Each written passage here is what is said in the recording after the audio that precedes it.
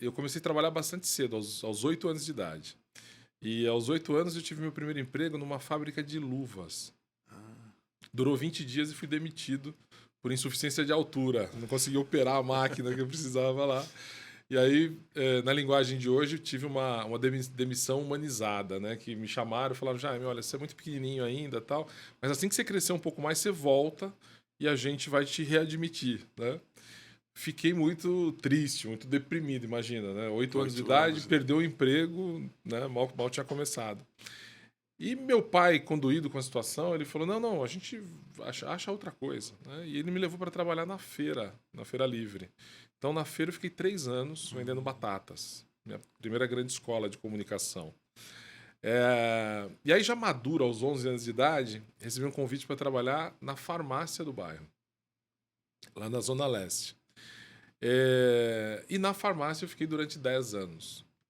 E estando na E farmácia... farmácia que não eram as redes de Não, hoje, não, a não, farmácia não. local, regional mesmo. Era farmácia Aimoré, Isso. né? Uma farmácia de bairro. O seu Aimoré era um farmacêutico que atendia, assistia a comunidade ali.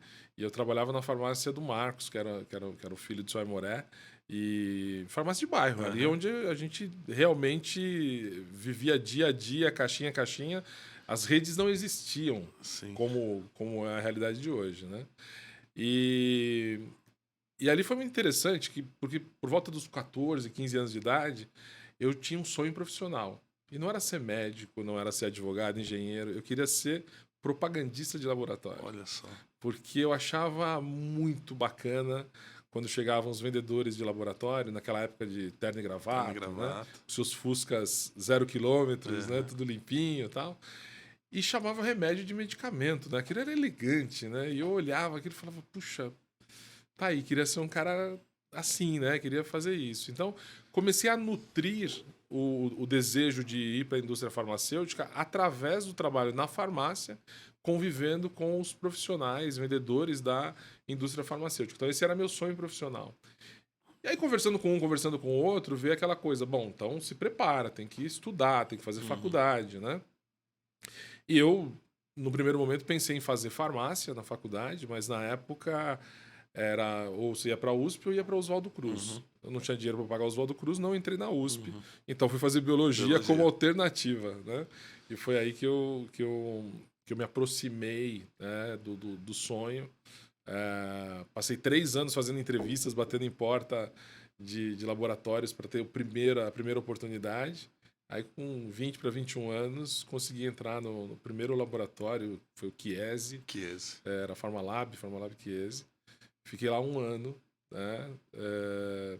Numa situação assim de realização profissional, mas de abrir mão um pouco, porque nessa época eu já tinha ficado 10 anos em farmácia, eu já era gerente de loja, então estava numa situação bacana.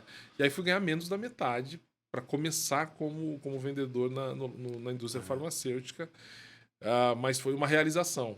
E lá fiquei por 32 anos. E uma perspectiva, né, muito maior de carreira, sim, multinacionais. Sim. É interessante que você traz um ponto, né, Jaime, para quem... Nós temos uma audiência grande da área da saúde e também da indústria farmacêutica, até por conta das nossas origens, né? Então, a turma da indústria nos acompanha bastante. Mas é interessante contextualizar...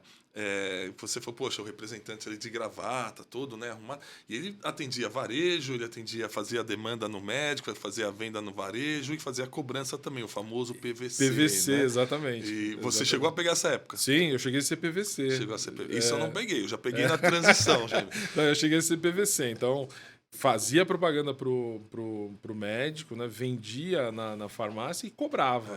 Então era uma época...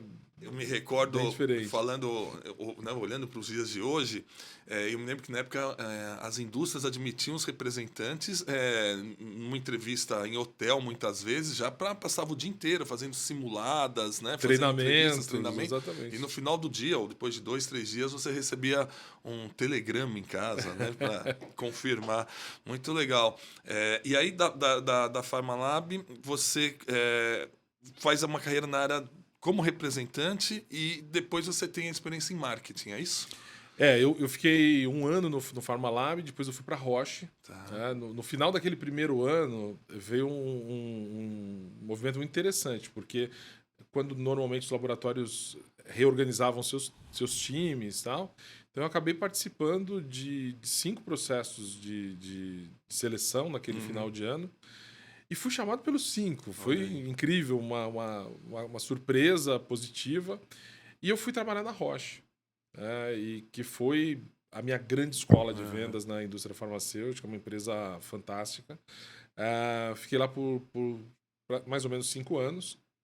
E lá eu tive a oportunidade de trabalhar como propagandista com produtos de primary care, depois com produtos hospitalares, na linha hospitalar, e ainda no primeiro ensaio antes de oncologia com biotecnologia. Né? Então, já naquela época? Já naquela época, a Roche tinha uma linha pequena de biotecnologia. E eu então pude navegar ali em diferentes ambientes da indústria, né? Desde de trabalhar vendendo em distribuidor, mas depois aprendendo, fazendo todo o trabalho hospitalar, e aí já entrando para trabalhar com produtos para AIDS, para câncer. Olha aí, já. Agora, olhando, né, já voltando um pouquinho, provavelmente essa sua experiência na feira, porque tem que ter um poder de comunicação muito grande, e depois na farmácia, o quanto que isso te ajudou a se tornar um bom propagandista, um bom representante? Tudo, Papini. Eu costumo dizer que uma das minhas grandes sortes de vida foi ter começado a trabalhar muito cedo. Porque a trajetória dos meninos pretos de periferia normalmente estão muito circunscritas àquele lugar. Né? Então, furar a bolha é um grande desafio. Então, para mim, ter começado a trabalhar cedo fez com que, quando eu chegasse aos 18 anos, eu já tinha 10 de experiência. Né? Então, a experiência da feira, toda a parte de comunicação, eu era uma pessoa mais introvertida, né? Então ali na feira você precisava se soltar. Até porque tinha 4, 5 barracas vendendo batata, e era tudo batata. Né? Então, para trazer o Papini, para comprar batata aqui, tinha que ter algum diferencial.